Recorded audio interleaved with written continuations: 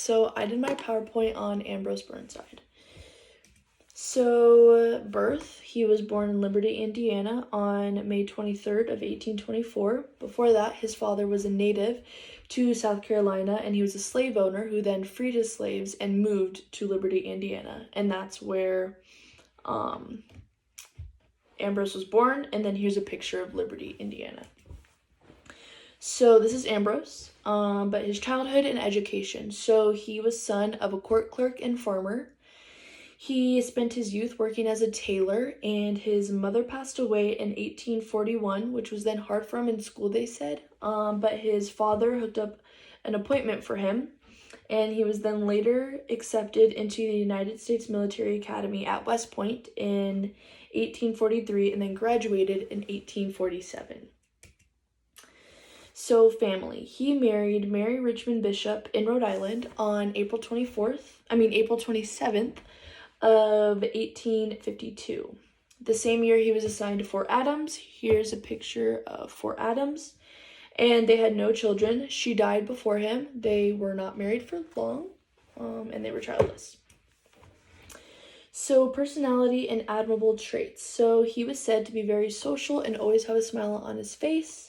He was very popular in the army and politics, and kind of like a downside of his personality was he was said to be unsuited for such high command, and they said he was unimaginative and very stubborn. But I'll get more into that on weaknesses. So the role in the Civil War, he had many roles, most of them were failures.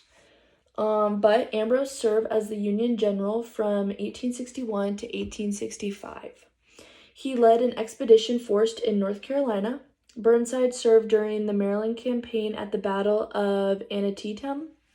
And in 1882, he was placed in charge of the Union Army of the Potomac, but then was removed in 1863. In 1863, he held departmental command in Ohio and participated in the defense of Knoxville, and then that failed. And after, he resigned in 1864 during his failure with the Battle of Crater.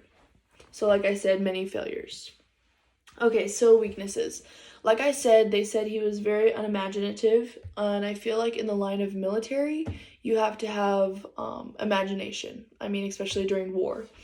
And then he was stubborn and fixed on his own opinions. He didn't want to open up to what other people had to say, which again isn't good during war and in the line of his work.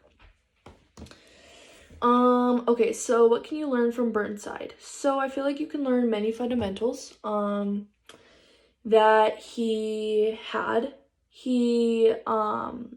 You need many things that he carried in life, but I feel like some of the things that he did not possess were not good in his line of work in the military. And obviously you saw the results. He didn't succeed. He had failure.